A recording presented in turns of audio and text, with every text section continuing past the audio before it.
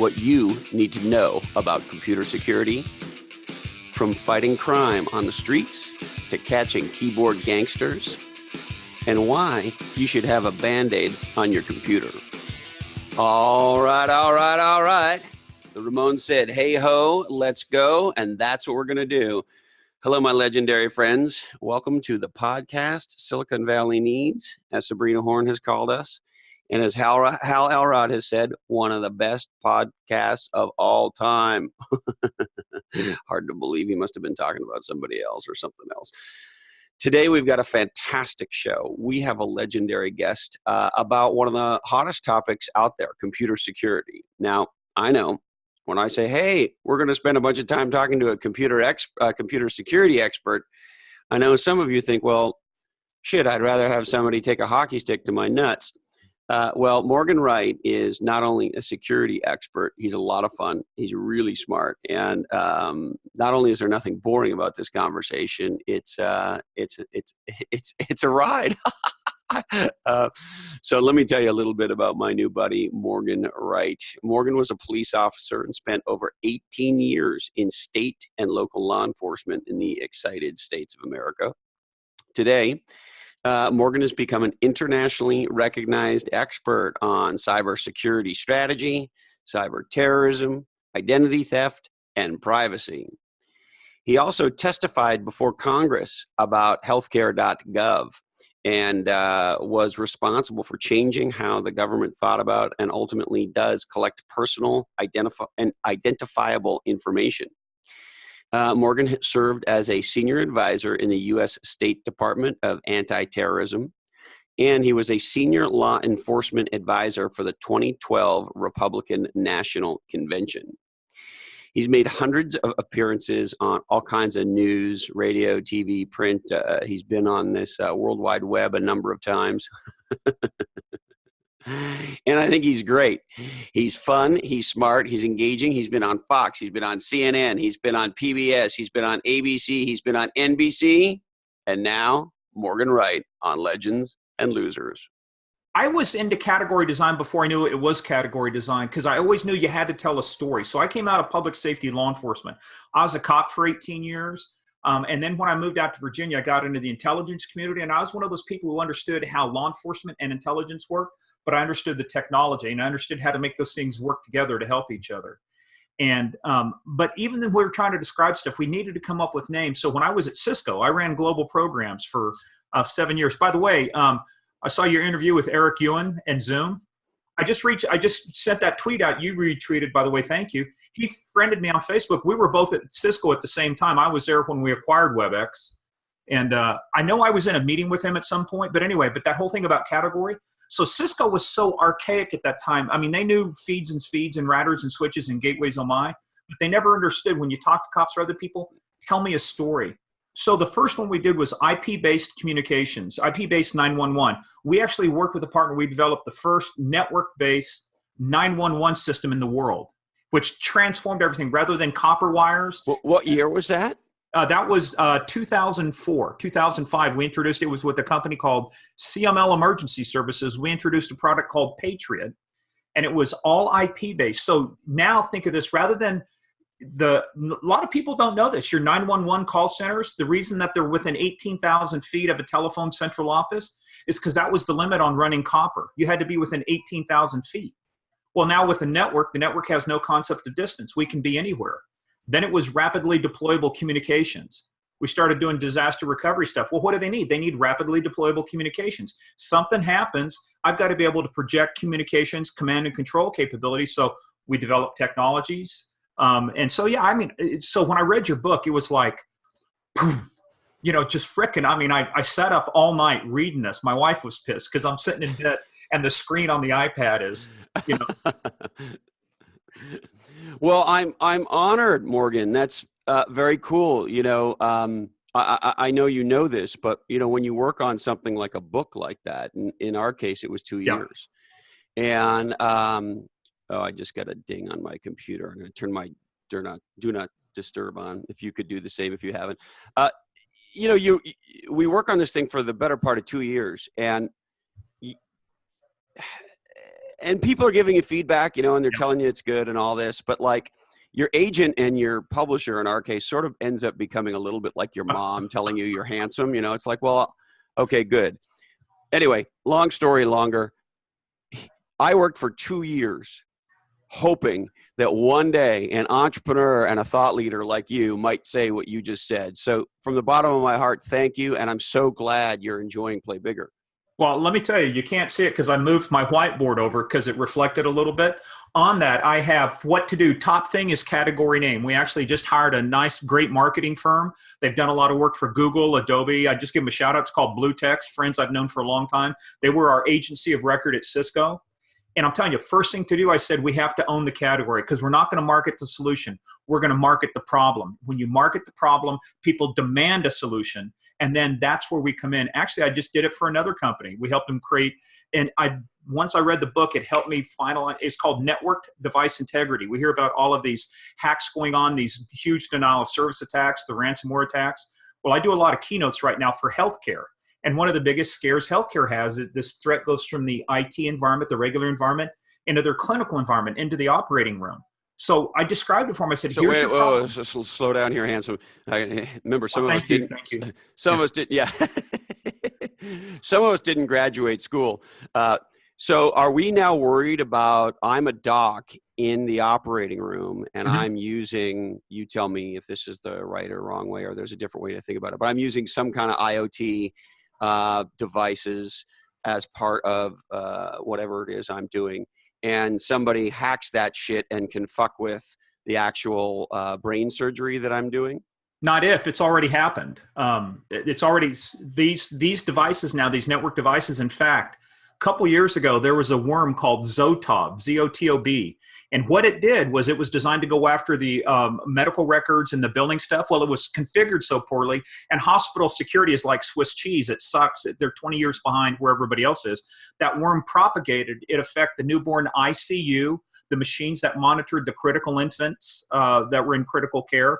It locked the OR doors because they were all run off of the network, so they couldn't open up the doors. And I just got through doing a keynote speech in Virginia back about a month and a half ago.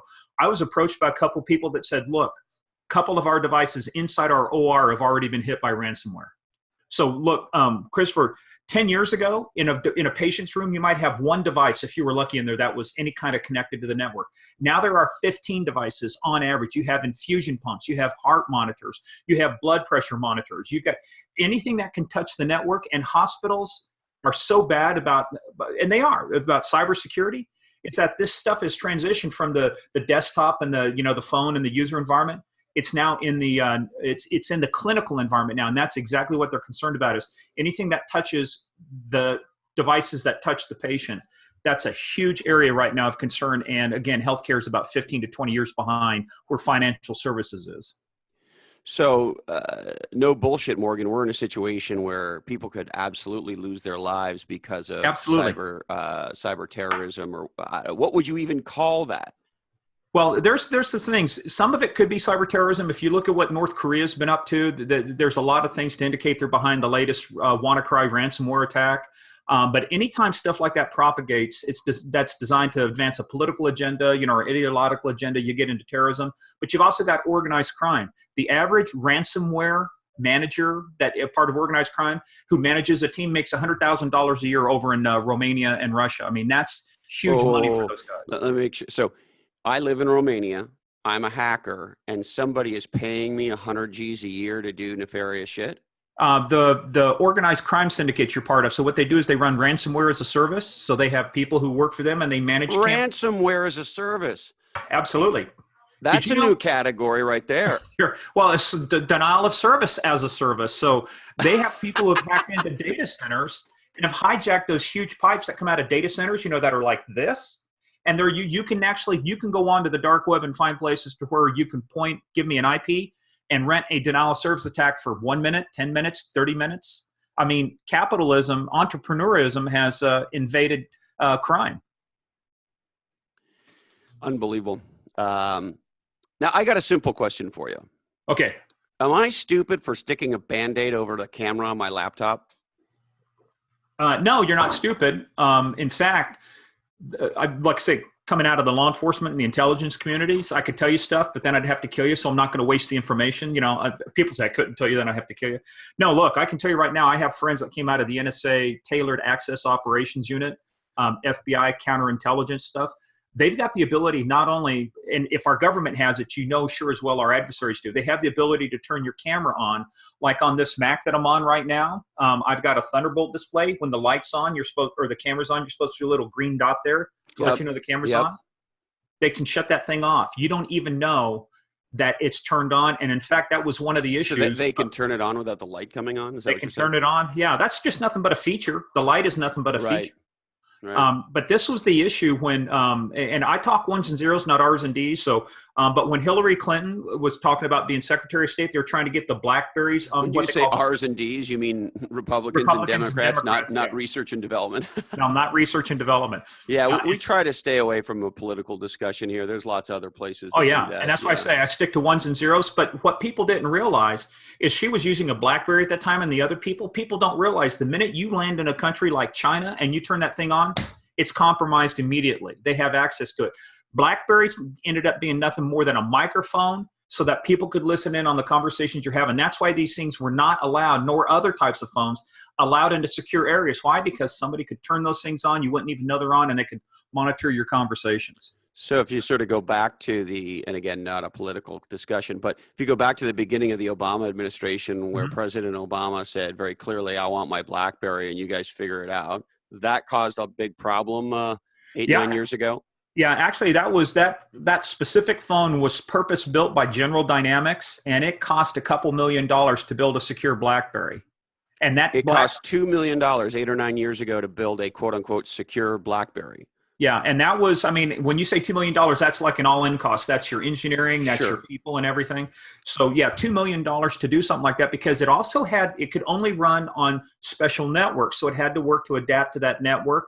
And yeah, and that's why when Clinton... And it's been, sorry, go ahead. No, that's why when Clinton thought, well, hey, can't the NSA do the same thing for us? They said, no, because for us to do that, we'd have to create this whole network. Well, when the president travels, they have what they call WACA, the White House Communications Agency, takes all the communication gear so that no matter where the president is, anywhere in the world, they can securely communicate over satellite, over terrestrial, over cellular, whatever the case is. They have to have this end-to-end, very secure channel to communicate on. So, who knows what's true, but reportedly, President Trump is not a big technology user. Do you know if that's true, Morgan?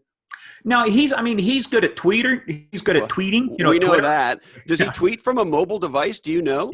Yeah, he does. He does.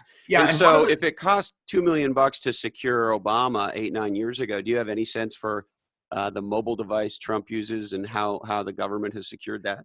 So interesting you mentioned that. He's actually got two separate accounts. He's got POTUS, President of the United States, and that's all done through a team and other stuff. He's got his real Donald Trump one, which is, part of the concern is you can tweet with that, but you can only tweet in an area that other people are allowed to have devices.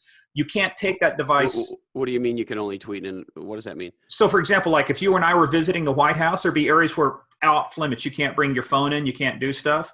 So they just tell us don't bring the phone. There's not some technological thing stopping us in certain parts of the White House. Yes, they can actually shut off your signal. But what I'm saying is from a security standpoint, if a citizen can tweet from, like, say, the halls of Congress, so can the president. But the president can't go into what they call like a SCIF, a secure communications information facility. That's the structures where you have your classified discussions. He can't go in there and take an unsecured device. That almost happened to me in Turkey. I was walking in. I had my foot halfway across the threshold. But if I'd stepped into there, my iPhone I had would have had to stay in that room because anything that enters those things cannot leave. Never leaves, yeah. Never leaves. Interesting. Now, maybe if we just, if I could turn to you a little bit, Morgan. Boom. You've had an amazing career. When did you know you wanted to be a cop? When I was a music major in college, I went to school on a music scholarship, instrumental. And what kind of music, Morgan? I played like 14 different instruments, but I focused on brass. So baritone, but I played baritone, trombone, tuba, French horn, trumpet, piano, guitar, banjo, and then I had to learn the clarinet, all that other stuff. If you're going to teach music, then I realized it was easier to arrest the little SOBs than it was to teach them. So I'm in a stop and rob, working my way through college. It's a Friday night. And to this day, I remember his name, Ken Massey, was a Kansas State trooper. Radio number 449 came in. I just got to talk with him and he goes, "Hey, would you like to come out for a ride sometime?" I said, yeah, I'd like to. Look, my dad was military. I grew up around uniforms and stuff, so it always interested me. But I went out for a ride in that, and that's why I said, yep, man, that's what I want to do. So, fuck the trumpet. Let's go beat up bad guys. Well, no, I don't beat up bad guys. I like to actually, one of the funnest things I had was, very much like your book, if I could create a category, if I was as a cop, it would have been more around, I want to beat them at my game. I don't want to play their game. I want to make them play at my level because they can't compete at my level. If I go down to their level, they win because they're good at it. Gang members are good about giving you the runaround, criminals or stuff. But that's why I taught behavior analysis out at the National Security Agency. I taught it to law enforcement. My thing was I solved more cases through interview and interrogation because I was lazy. So I wanted to figure out what's the fastest way to solve a case. It's get a confession. But I was one of those guys out there turning and burning, as they call it. I was making arrests all over the place, but I was getting into a lot of stuff too because I was nosy. So I was inquisitive. I always asked why. Why? I used to look at things differently. A lot of people would say, "Can I search your car?" What do people want to say? Even when you're out buying, Christopher, normal marketing thing, people want to say no. They don't want to admit to anything.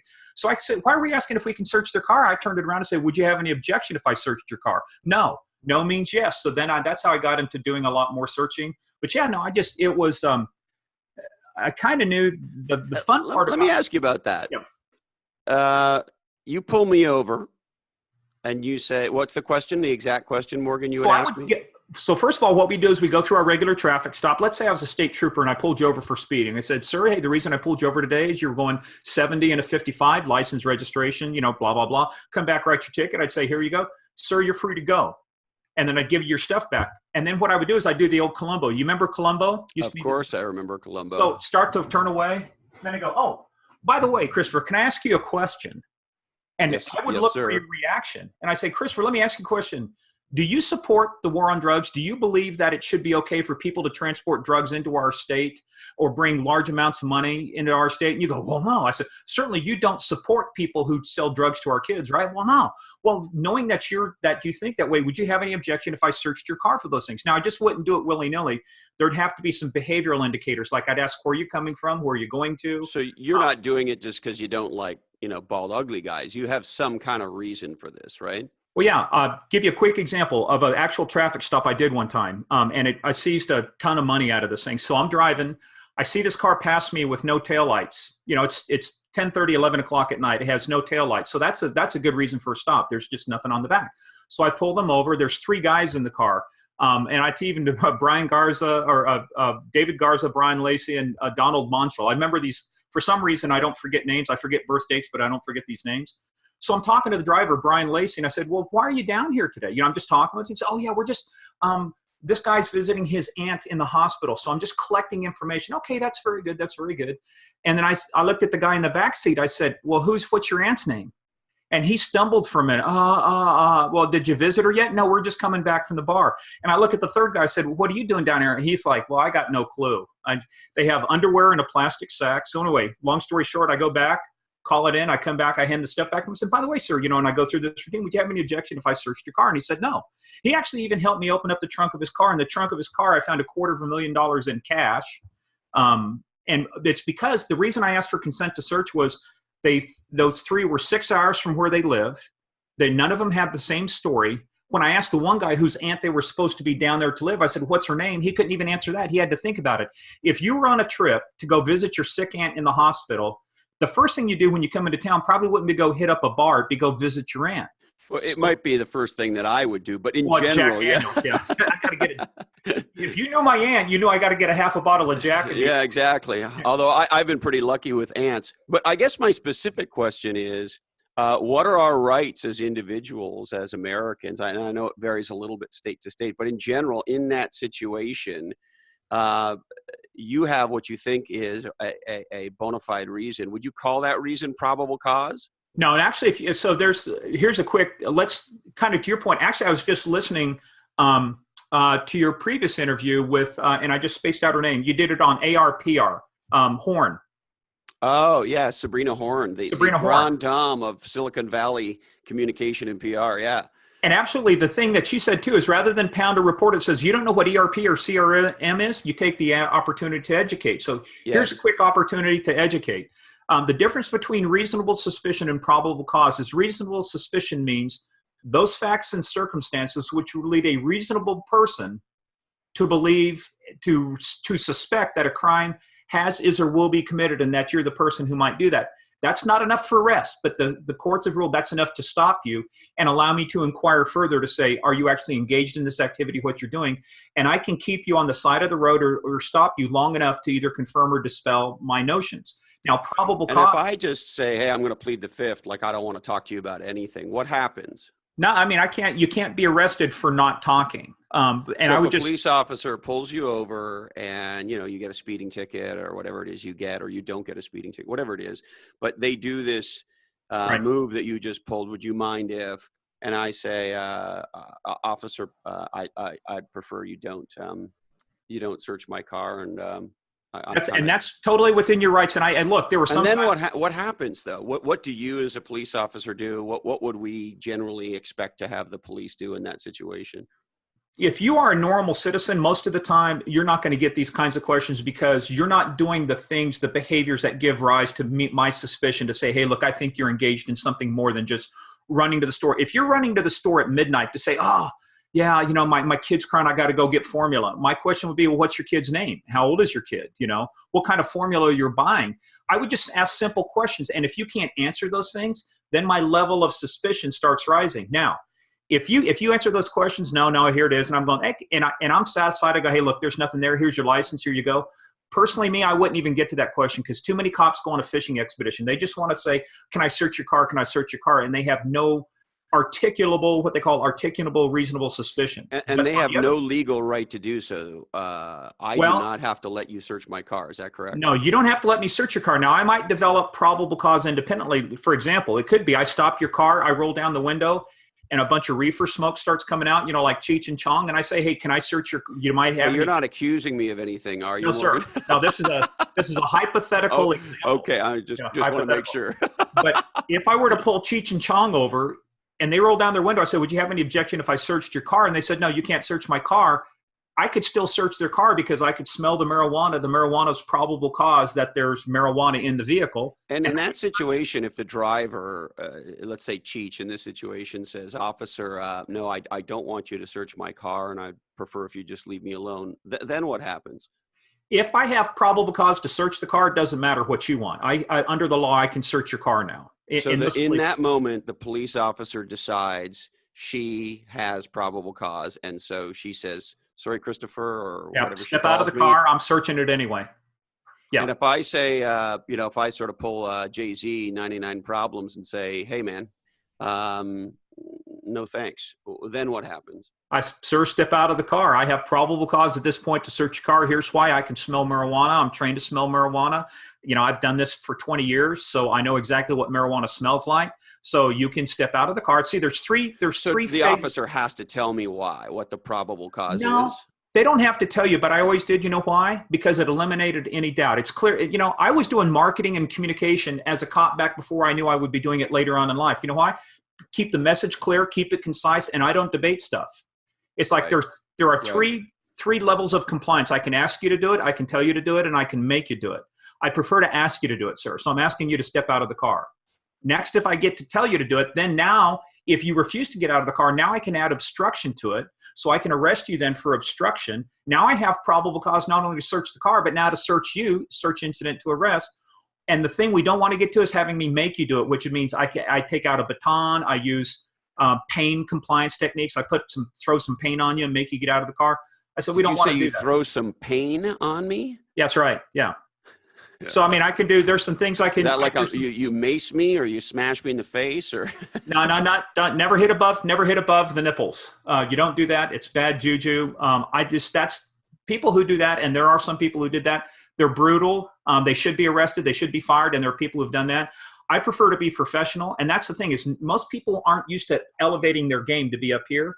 They want to play down here. It's like, well, then you're going to have to throw me out of the car. And I would talk with them. I talked my way out of more shit than most people. And I'll tell you one reason why, Christopher. When I was a state trooper, I was the only guy out sometimes for 6 counties. My closest backup might be 45 miles away. So I had to handle, it's like the guys when you watch National Geographic or watch Nat Geo and you watch Alaska State Troopers. Those guys, same thing. They're out there by themselves. You've got to be a politician. You have to be a psychiatrist. You have to be a preacher. You have to be all those things. And you don't have a partner in the car, right? No. We were it's out by myself. I mean, I would have shift partners, but I might be in this county. 2 counties over might be my next partner. Right. Interesting. Just as a side note, my philosophy on getting pulled over for many, many years is very simple. When you pull me over, I pull over where you tell me to. I turn my vehicle off, and I don't do anything other than put my hands on the steering wheel. And I literally sit there. I don't get my driver's license. I don't do anything. I pull over and I put my hand on the steering wheel, and I say "sir" a lot. And I have found the last time this happened to me was in San Francisco, SFPD, actually a motorcycle cop. And, I was speeding. And generally I find cops they don't say what you said, which is I pulled you over for doing a 70 and a 50 or whatever it is. I find out here, at least in California, they often say, do you know why I pulled you over? Yeah, which is actually a good technique too. And I don't lie. I just say, yeah, I was speeding. I don't know. And anyway, in this case in San Francisco, the first thing the officer said to me was, do you know the speed limit here? And I didn't lie. I said, officer, I don't. Is it 35? And he said, no, it's 25. And I said, oh, okay. He said, do you know how fast you were going? And I said, approximately 40. I was trying to make that light. And he told me whatever the number was.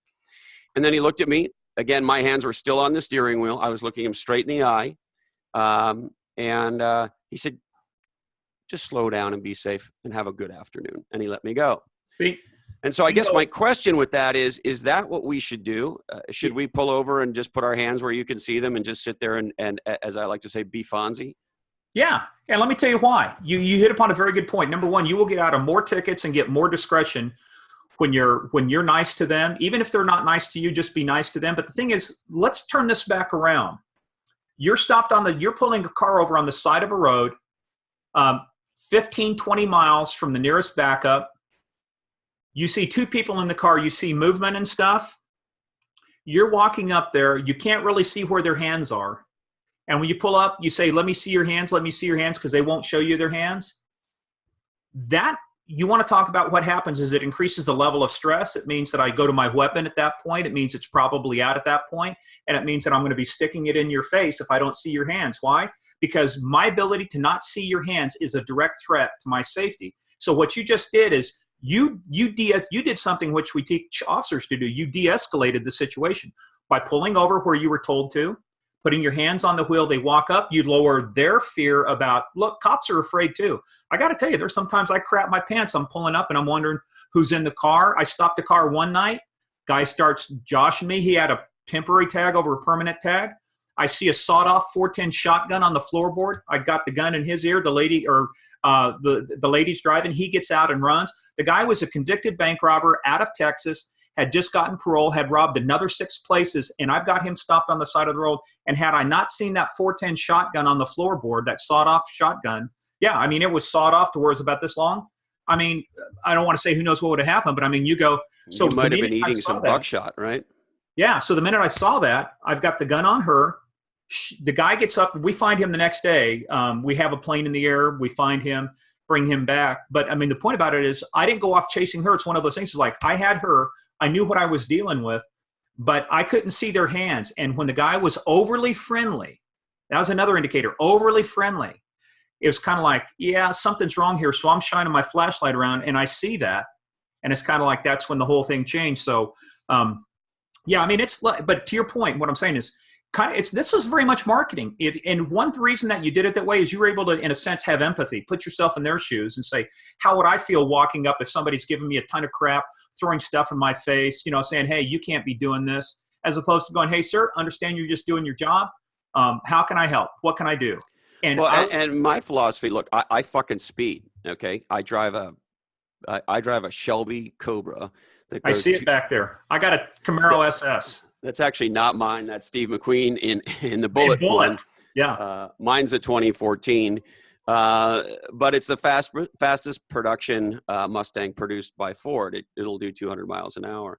Yeah. And so I like to fucking drive fast. I don't drive, I mean, I have my racing license and all that. I know what I'm doing out there.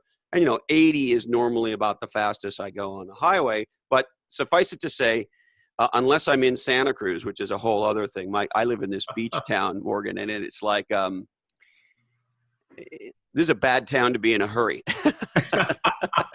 It's sort of like Jamaica. We are on Santa Cruz time. There's a lot. I mean, no one says Yaman, but it's like the unofficial speed limit is 15 miles an hour. So it's the minute I get into Santa Cruz, everything changes. But the minute I get on the highway, I'm Mario Andretti. Anyway, long story longer, when one of your colleagues pulls me over, to your point, I think, well, you know what? I'm fucking speeding. You are doing your job, right? Yep. And so I'm going to get a ticket and my insurance might go up. And that's just what happens. The reality is, I would say more than 50% of the time I've been pulled over since I moved to California 20 years ago, I don't get the ticket. Because A, I do what I'm told. B, I don't lie. Yep. And to your point,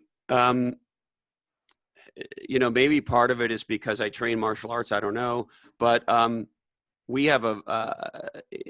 take a vow of nonviolence and a vow of non-escalation. Right.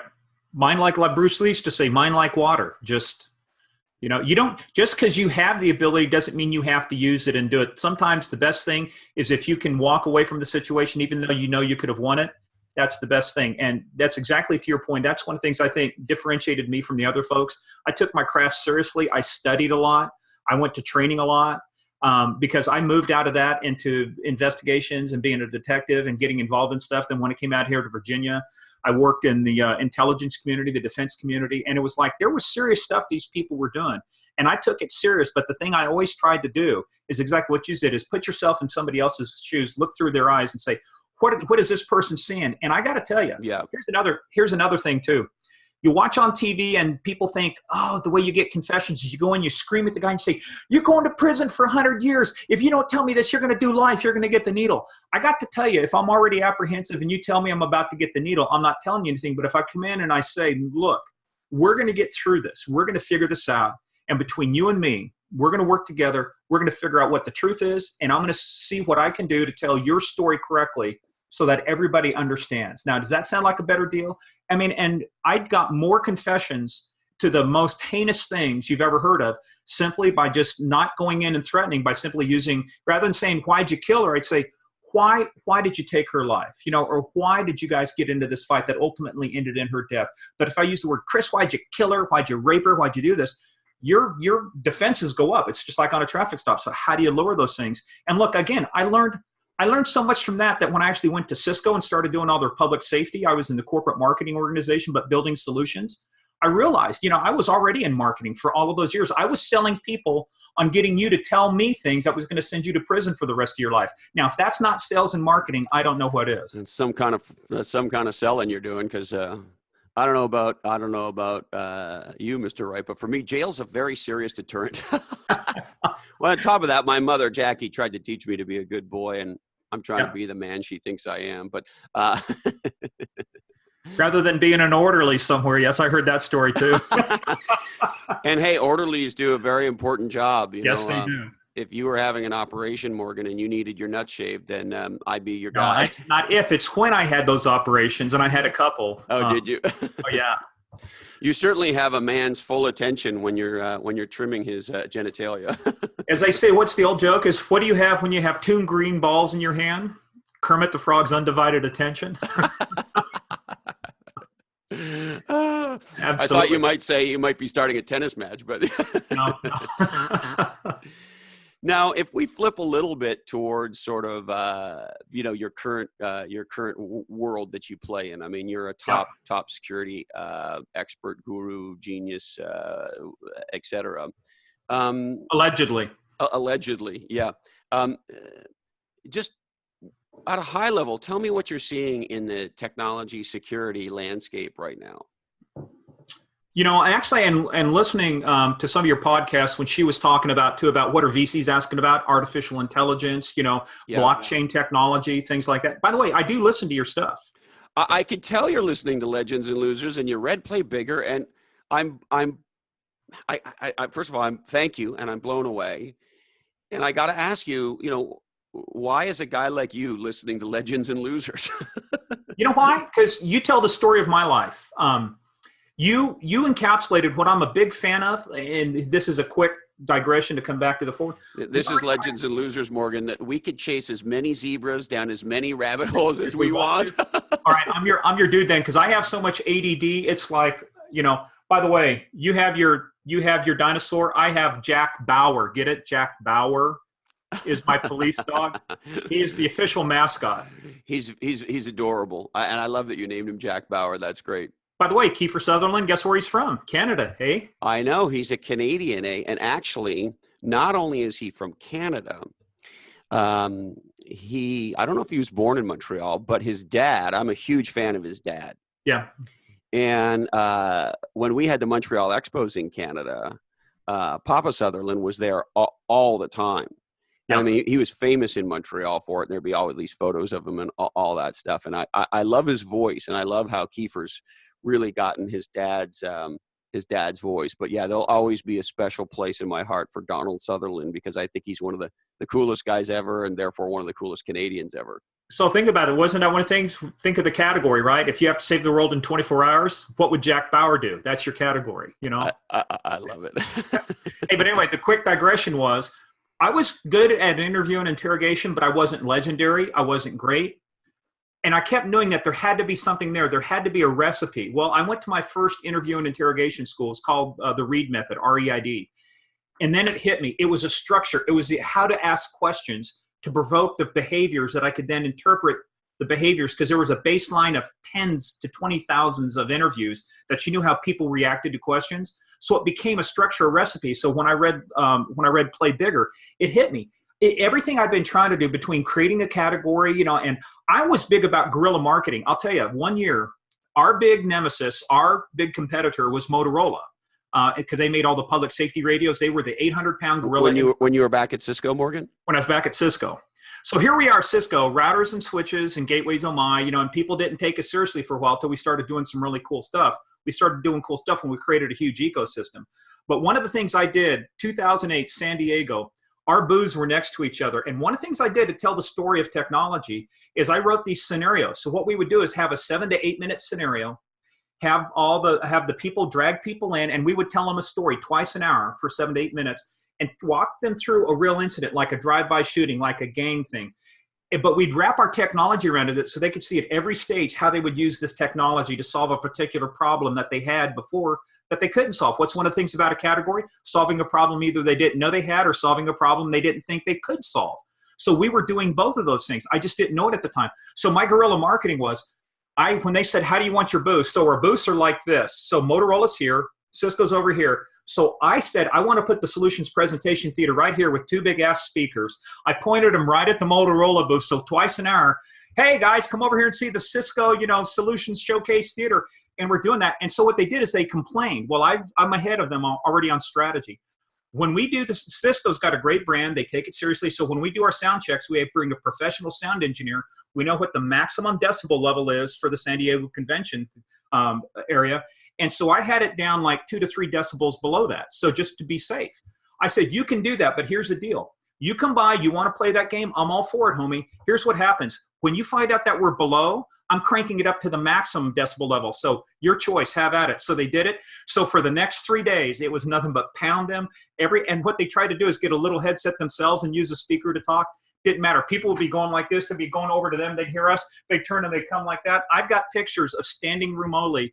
We probably generated in 2.5 days over 800 leads by telling, and I was doing this just by telling stories and bringing things together. And that, well, and that's of course, you're pulling people out of the Motorola booth into absolutely your booth, which I love. And the other thing I always love to do at trade shows, just as a side note, as a former CMO, you pick up some clandestine marketing, and we would make up these cards.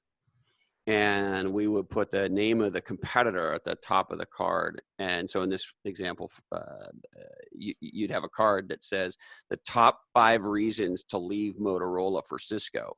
Yeah. And we'd go and hand them out to every employee in the booth. And we'd do that with our top 4 or 5 competitors, just to make them even crazier. No, you got to get inside their head. And we got inside their head and we generated so much stuff. But again, we realized from a category of even being at the shows, we had to tell stories. So we had a solution showcase theater. So the final year we did that, we actually, and when we got done, we asked people, how many partners did we talk about in that thing? We had 15 partners in our booth. We had an ecosystem of from vehicles to applications to middleware to other stuff nobody else had. And so we showed that we were the ecosystem of choice, that we built it out. Everybody else has got their little stovepipes. Their definition of interoperability was, well, if you buy everything from us, it'll work. Well, that's not the way it works. Yeah, right. So from a security standpoint, if you could shed some light on, what are the key things you think that I should be thinking about as an individual, as an enterprise, if I'm a CEO? And the other one I'm dying to ask you about is, what should I be thinking about as a technology vendor, as a SaaS software company or an infrastructure vendor or what have you? So at a high level, let's see if we can break this down. Let's do the person first. Yeah. The best thing that most people can do, and they don't do it, is they don't do just the basic stuff, which is encrypt everything at motion and in rest. If you don't have a VPN, get one. Use 2-factor authentication on everything you do, either 2-step verification or 2-factor authentication. In fact, just to show hold on, slow down. So we need a secure VPN. Yeah, you need a VPN. And then we need 2 levels of... You got to encrypt everything. And then here's what I call Authenticator. If you guys have seen this, it's from Google. Let's see. There we go. So if you see that, Chris, so that's Authenticator as a free app. What it does is every 30 seconds, it generates a 6-digit code.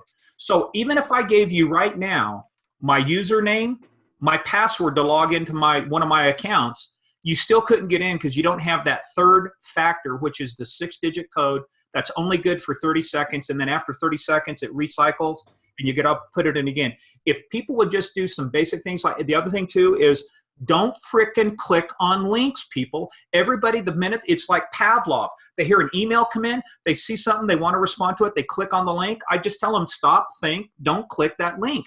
You can take your mouse and hover over a link, either an email or on a web page, give it a second, and it'll pop up what's behind it. If you just take that small breath and see what's really behind there, it's kind of like, I get all these spam messages, and I save some of them because they're actually pretty good, but they're like, hey, you have Facebook messages, or Gmail said you had an email bounce.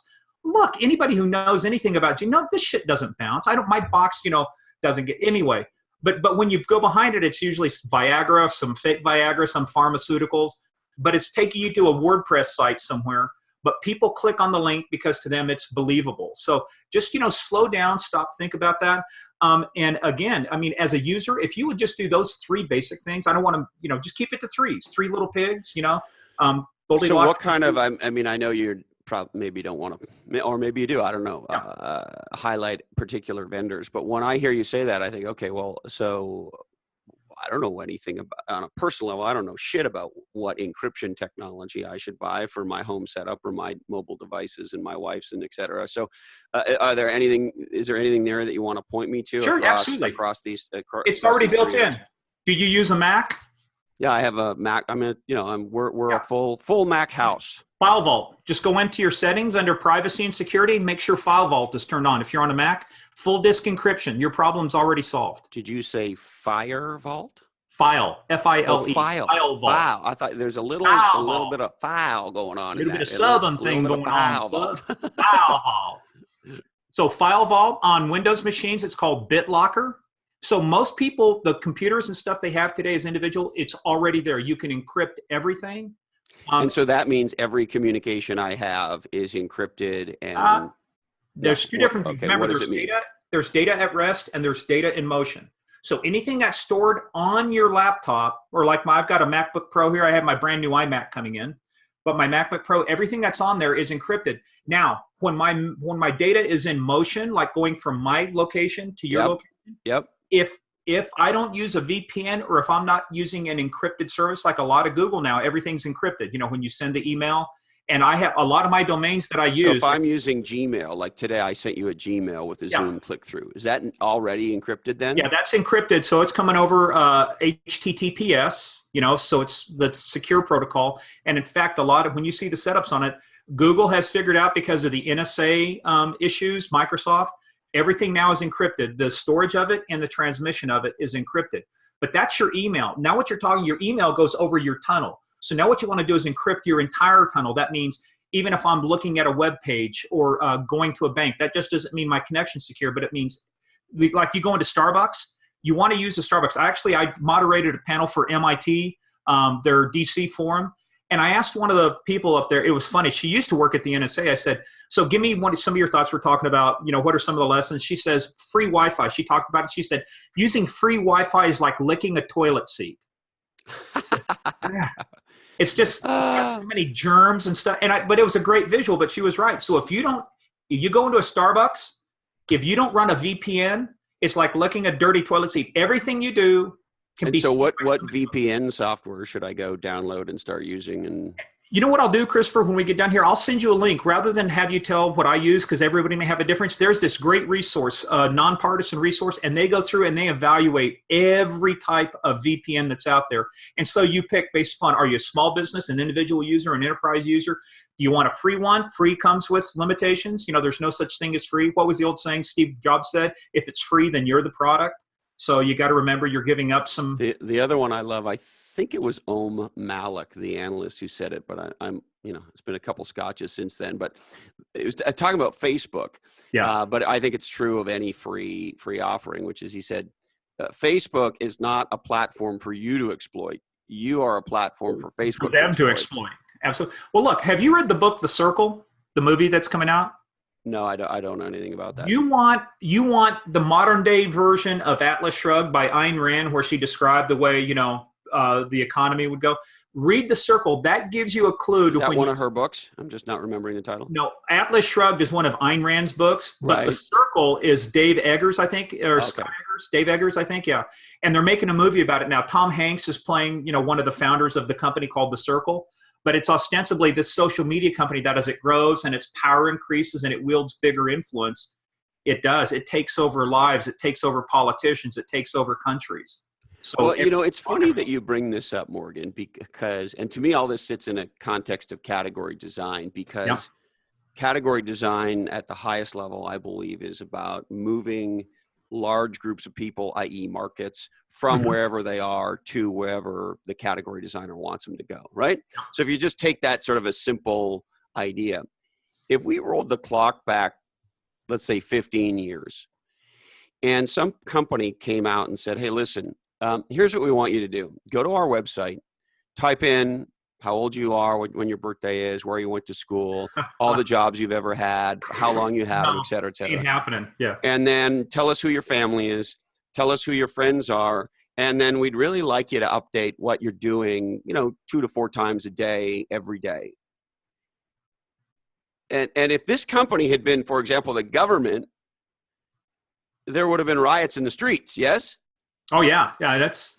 No and way. Somehow this is what we've done now, right? And so we put all this shit, and as my father Bruce likes to say, you can't unring the bell. And so once I tell Facebook that, you and I are friends, then Facebook knows you and I are friends.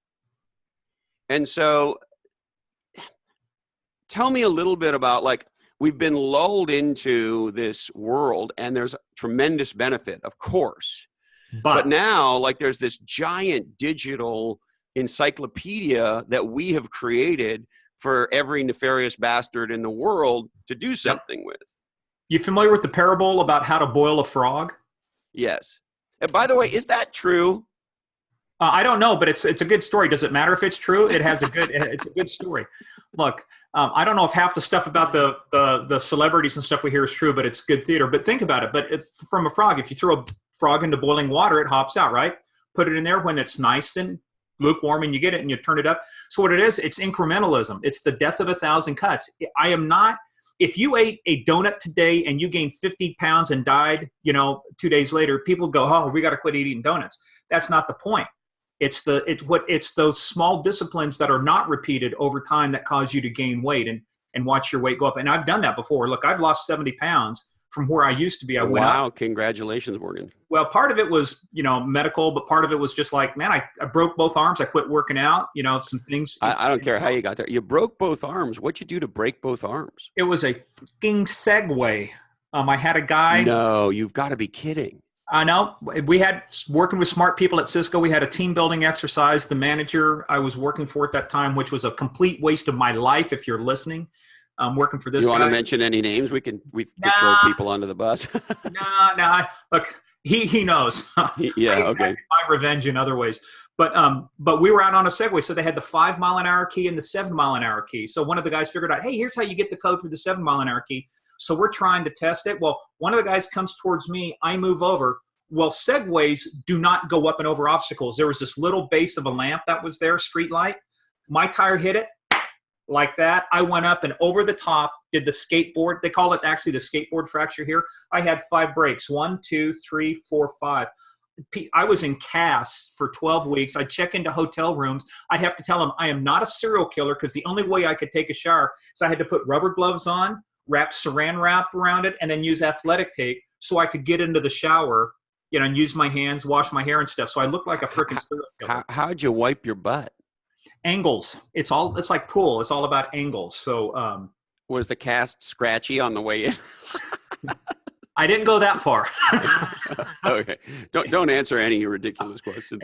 It wasn't a proctology, review, but no, it was seriously, it was the fiberglass thing. So you learn a lot of things when you're like that about how to do that and how to communicate too. I had to be right up front when I'm checking in. Here's what's going on. It's not the case. Don't let anybody get worried. But in case you see this, this is why. So I'm actually on the cover of some magazines and some other stuff where, you see me with, and actually I used to be a senior advisor for the State Department's Anti-Terrorism Assistance Program. One of the places I was in was Pakistan, then I was in Turkey. Well, in Turkey, you'll see these pictures of me teaching this class, and I've got a suit on, and I've got 2 casts, green and blue, just. Watch out for those fucking Segways. And actually, as a side note, Segway as a segue to the Segway? As a segue to the Segway. Segway is one of my favorite examples of what happens to legendary technology with no category design. Yeah. They could have been, right? Dean Kamen wanted to change the world, and he's an amazing inventor and entrepreneur and all that. And I don't, of course, know what he thought. I don't know Dean, but my guess is he did what a lot of innovators do, which is thought the product was so awesome it would speak for itself and create its own category. And instead, it's mall cops and tourists and yeah, well, that's same thing. And people at Cisco doing team building exercises, I guess. Well, and because of that, guess what? You can no longer do at Cisco for a team building exercise. Segways. You can't do paintball. About the only thing you can do is stand around and contemplate your navel anymore. By the way, team building exercises most of the time are a waste of time. I mean, just. Yeah. I don't know what's going on in corporate America with that. Everything seems to be to the lowest common denominator. This very, very large technology firm asked me to come in and do some speaking for them recently.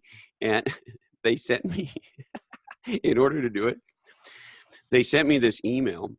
And I can't remember exactly how many forms now it had in it, Morgan, but it was like many, many dozens of forms, like an insane number of forms. And at the bottom of the email, it said estimated time to complete. I think it was 12 hours or 18 hours. It was some giant number of hours. And I just said to him, hey, I'm not fucking doing any of this. This is insanity. Because you're to your point, once one thing happens, now we need a document or a legal release or whatever from that thing, right? It's craziness. No, I tell you, and that's part of the kind of where we're going. So, and then coming back. So it's all about behaviors. It's all about, if you ever read The Power of Habit by Charles Duhigg, it is so much about cue, routine, and reward. We get emails in. This goes back to the personal responsibility. What can you do? You get the email in. It's even like corporate stuff. They get it in. Their automatic reflex is, oh, we have to be responsive. We have to do stuff. So they end up clicking on links. And that's how ransomware gets into most places, because you fall for the phishing or spear phishing emails. You think that you have to answer that. You're going to miss out on something. So you click on it. Dude, take a breath. We're not storming the beaches at Normandy. The world is not coming to an end. You are not going to die if you don't answer this email. So that's another thing I was thinking about for our dialogue today, Morgan, which is when you hear this word hacking, so-and-so's email got hacked. Mm-hmm.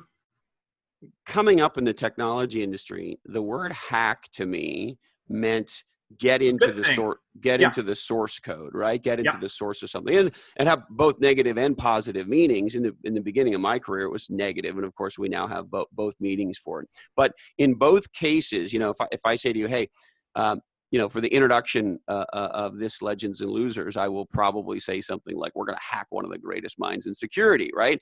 And people take that as a positive. But anyway, that said, I always thought hacking meant kind of getting to the core, getting to the meat of the code, so to speak. And yet when you hear so-and-so's email get hacked, I'm always listening for, well, how? And more often than not, if they know the how I read or hear is, Right. the bad guys either got from the individual and or were able to somehow guess with an algorithm or something what their password was. And so the reality is they didn't hack shit. They just got a password.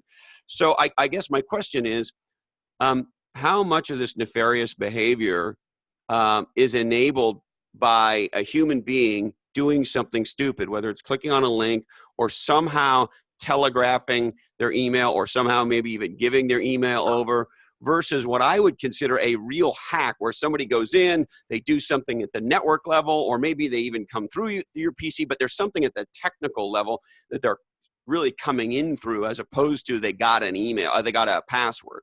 I would say the vast majority of it is self-inflicted wounds. I mean, we shoot ourselves in the foot because we use bad passwords. For example, Mark Zuckerberg, when he got owned on his accounts, his original password was DADA, that was exposed 4 years ago in the LinkedIn data breach. Now, LinkedIn, to their fault at that point, they had these passwords stored, but they didn't do what was called salting, which is, if you think of like doing a recipe and you throw a little salt in there, you change it up a little bit. Well, when you salt a password, you add a little bit of random data to the front of it, then you encrypt the whole thing so that even if I got your password, I still couldn't figure out what that first initial piece of it was. It's called the salt, the salting. So LinkedIn did a bad job of password management. Here's the problem. 4 years later, Zuckerberg was still using the same password. So when they came out and they exploited other things, guess what happened? People didn't change their passwords for 4 years, or they had sucky passwords, I should say. It's okay to have the same password for 4 years as long as it's a really good one. And there's a way to create and remember really strong passwords. I actually have a free little course on it. But it's like, but most people create stupid, or they'll say, you'll get into these corporate people. Here's a kind of a thing that the enterprises do. I still wait for somebody to show me the study that says you are more secure if you have to change your password every 90 days and make it be rambling gobbledygook that nobody can understand. You show me how that's more secure. You know what's more secure? Encrypt it, two-factor authentication, and don't change your password unless there's been a data breach or a compromise. The one thing you didn't mention was a password manager. So for several years now, I've been using this product called Dashlane. It's created by the founder of Business Objects. And I'm dyslexic and I have ADD and I'm, all that stuff. And so I couldn't remember. I mean, I would lose my pecker if it wasn't attached to me. And I really like my pecker. And so passwords, and so passwords and all that, forget it. And so the only way I can use technology, Morgan, forget security, but dealing with kind of getting in and out of accounts, I have to have something. And this thing has worked great for me. And it'll generate passwords for you that, DX3517, all that sort of shit. You don't have to remember anything. And so I guess my question is, when Dashlane first came out, I thought, well, this is a very important category. And it'll be interesting to see what happens over time. And there's a very weird thing going on in the security business, which is in the case of password managers, to the best of my knowledge, there's no category king. Nope. And in many, if you say security is a giant mega category, but even if you break it down into some of the, small, what are still gigantic mega categories, there are some category kings. The one that stands out in my head is probably Palo Alto Networks on the enterprise side.